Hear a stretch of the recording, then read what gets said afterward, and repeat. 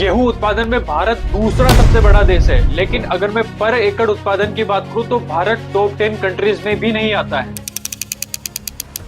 विकसित देशों की अगर मैं बात करूं तो वहां पे लगभग 50 क्विंटल प्रति एकड़ के हिसाब से उत्पादन निकलता है। वहीं अगर भारत देश की बात करें तो एक एकड़ से मात्र 20 से 25 क्विंटल उत्पादन ही निकल पाता है। तो इन समस्याओं के पीछे क्या कारण है, आज के वीडियो में अपन जानेंगे। नमस्कार किसान मित्रों, कात्यायनी ऑर्गेनिक्स के YouTube चैनल में आपका स्वागत है। आज के वीडियो में हम बात करने वाले हैं गेहूं की फसल में बालियों को कैसे बढ़ाएं और बालियों के अंदर दाना जो है वो पूरी तरीके से किस प्रकार से भरे, ये सारी चर्चा अपन इस वीडियो में करेंगे। तो वीडियो के लास्ट तक बने रहें, आपको गेहूं फसल में उत्पादन बढ़ाने के संबंध में संपूर्ण जानकारी इस वीडियो के अंदर मिलेगी।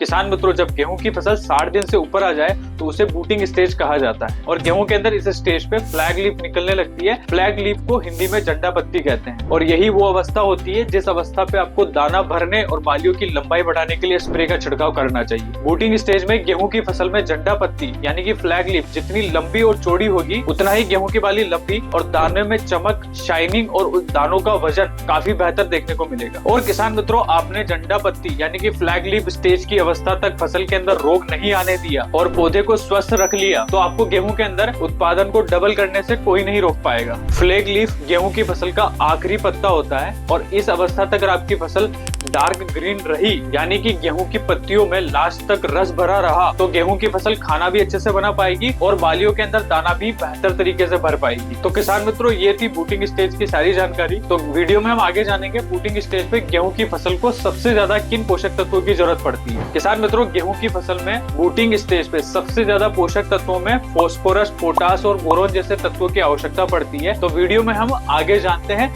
इन पोषक तत्वों का फसल को क्या फायदा होता है और इनको देने से आपकी फसल के अंदर उत्पादन कैसे बढ़ेगा, ये सारी जानकारी अपन आगे जानते हैं। किसान मित्रों, सबसे पहले बात करते हैं फास्फोरस तत्व के बारे में। किसान मित्रों, फास्फोरस एक ऐसा तत्व है जो सबसे ज्यादा महंगा मिलता है, लेकिन इसका फायदा फसल को सबसे ज्यादा होता है। और अगर फास्फोरस गेहूं की फसल को समय पे न मिले तो आपकी फसल का उत्पादन जो है वो सीधा का सीधा आधा हो जाता है। फास्फोरस एक ऐसा पोषक तत्व है जो फसल को बहुत धीरे धीरे मिलता है, यानी कि आपने बुआई के समय जो डीएपी प्रयोग में लिया है उस डीएपी का मात्र 20% तक हिस्सा ही फसल ग्रहण कर पाती है। बाकी का 80% डीएपी जमीन में ऐसा ही पड़ा रहता है जिसे पौधे ले नहीं पाते। इसलिए किसान मित्रों, आपको पानी में बुलेंसीन एनपीके जैसे कि 1261-0, 0-34 और 13-40-13 जैसे एनपीके को फसल की 60 से 90 दिन की अवस्था में आधा किलो से लेकर 750 ग्राम प्रति एकड़ के हिसाब से छिड़काव में देना है। फास्फोरस गेहूं की फसल में तने को मजबूत कर देता है, जिस कारण से बालियों की संख्या तो आपको ज्यादा देखने को मिलती है और अगर आपके क्षेत्र में तेज हवाएं चलती है जिस कारण से गेहूं नीचे गिर जाता है तो नीचे गिरने की समस्या जो है वो भी देखने को नहीं मिलेगी। किसान मित्रों, दूसरा सबसे ज्यादा जरूरी पोषक तत्व होता है पोटाश, जो गेहूं की बालियों में दाना तो भरेगा ही है, साथ ही में दाने की मोटाई, चमक और गुणवत्ता को सुधारने में भी मदद करेगा, जिससे मंडी के अंदर आपके गेहूं का ढेर दूर से ही चमकेगा और उसका भाव भी काफी तगड़ा देखने को मिलेगा। किसान मित्रों, आपको पोटाश युक्त एनपीके जैसे कि 13-0-45, 00-50 और 00-23 को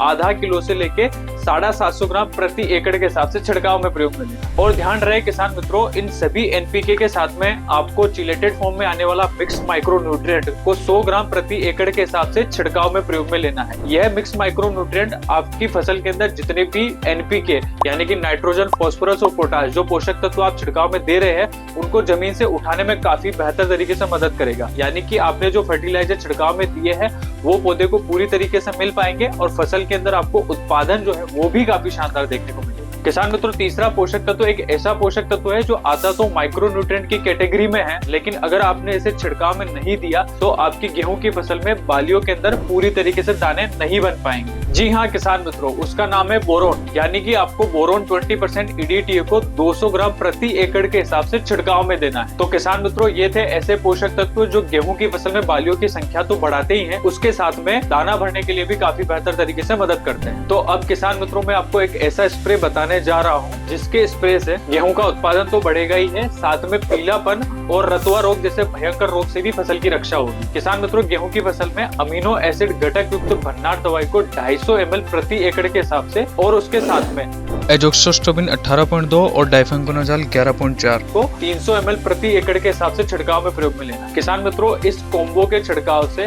गेहूं की जंडा पत्ती में लंबाई तो बढ़ती ही है, साथ ही में उसके अंदर रतुआ रोग और अन्य फफूंद जनित जो रोग लगते हैं उससे भी रक्षा हो। और किसान मित्रों, आपकी गेहूं की फसल में हरापन अच्छा रहेगा तो फसल जो है उत्पादन भी बेहतर देके जाएगी और बालियों के अंदर आप दाने देखेंगे नीचे से लेकर ऊपर तक पूरे दाने भी भर पाएंगे। तो किसान मित्रों, ये थी गेहूं की फसल में बालियों की संख्या बढ़ाने और दाने अच्छे भरने की संपूर्ण जानकारी। अगर आपको वीडियो अच्छी लगी है तो लाइक करें, चैनल को सब्सक्राइब करें और अगर आपको गेहूं फसल के संबंध में और भी कोई समस्या हो तो कमेंट बॉक्स में जरूर पूछें।